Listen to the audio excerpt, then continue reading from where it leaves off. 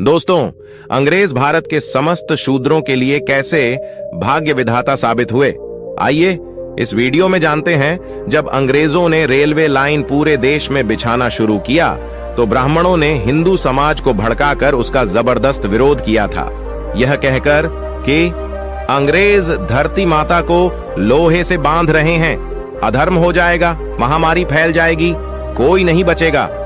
कई जगहों पर दिन में लाइन बिछाई जाती थी और रात को उखड़वा दी जाती थी।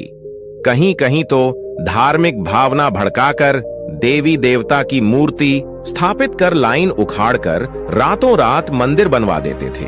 यदि आपको इसका आज भी प्रमाण देखना है तो गाजीपुर जिले में दिल्ली कोलकाता रूट पर दिलदार नगर जंक्शन स्टेशन पर उखाड़ी लाइन पर ही शायर माई का रातों रात मंदिर बनवा दिया था।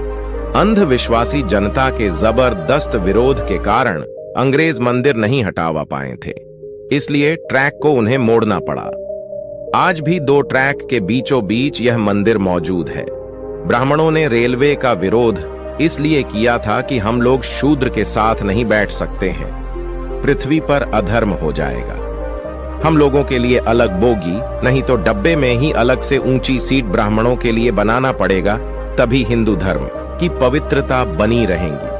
ब्राह्मणों के विरोध के बावजूद अंग्रेजों ने रेलवे के रूप में बहुत बड़ा उपक्रम भारतीयों को दिया, एक नरबली, जो कि शूद्रों की दी जाती थी।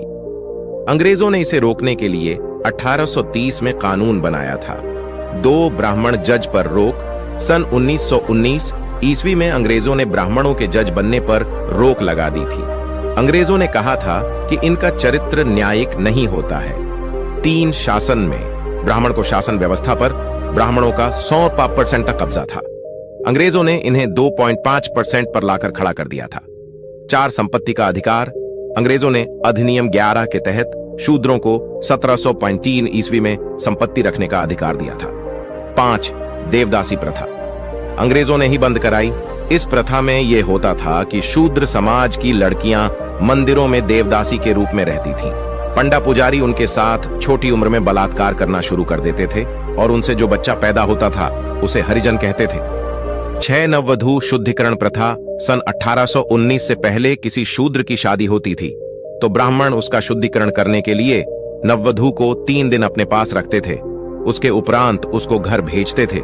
इस प्रथा को अंग्रेजों ने 1819 ईस्वी में बंद करवाया। 7 चरक पूजा अंग्रेजों ने 1868 ईस्वी में बंद कराई। इसमें यह होता था कि कोई पुल या भवन बनने पर शूद्रों की बलि दी जाती थी। 8 गंगा दान प्रथा। शूद्रों के पहले लड़के को ब्राह्मण गंगा में दान करवा दिया करते थे, क्योंकि वह जानते थे कि पहला बच्चा हृष्ट पुष्ट होता है, इसीलिए उसको गंगा में दान करवा दिया करते थे। अंग्रेजों ने इस प्रथा को रोकने के लिए 1835 में एक कानून बनाया था। 9 कुर्सी का अधिकार शूद्रों को अंग्रेजों ने 1835 ईस्वी में कुर्सी पर बैठने का अधिकार दिया था। इससे पहले शूद्र कुर्सी पर नहीं बैठ सकते थे। 10 शिक्षा का अधिकार अंग्रेजों ने सबके लिए शिक्षा का दरवाजा खोले। पहले शूद्र जातियों, आज की ओबीसी, एससी, एसटी व सभी वर्ण की महिलाओं को पढ़ने का अधिकार नहीं था। 11 सरकारी सेवाओं में प्रतिनिधित्व। अंग्रेजों ने शूद्र वर्ण की जातियों को सरकारी सेवाओं में गवर्नमेंट ऑफ इंडिया एक्ट के माध्यम से प्रतिनिधित्व देने की व्यवस्था किया। अतः अंग्रेजों ने शूद्र, अतिशूद्र जातियों के हितों को ध्यान में रखते हुए अनेक सामाजिक, आर्थिक और राजनैतिक सुधार किए थे। First India act, second India act, अंत में संविधान को बनवाने में अंग्रेजों की काफी अहम भूमिका रही थी। महात्मा ज्योतिबा फुले ने तो यहां तक कह दिया था कि शूद्र अतिशूद्र के लिए अंग्रेज भगवान बनकर आए हैं। दोस्तों, अगर वीडियो पसंद आया हो तो चैनल को सब्सक्राइब कर दे और लाइक कर दे और शेयर करें। आपका दिन शुभ हो। जय भीम।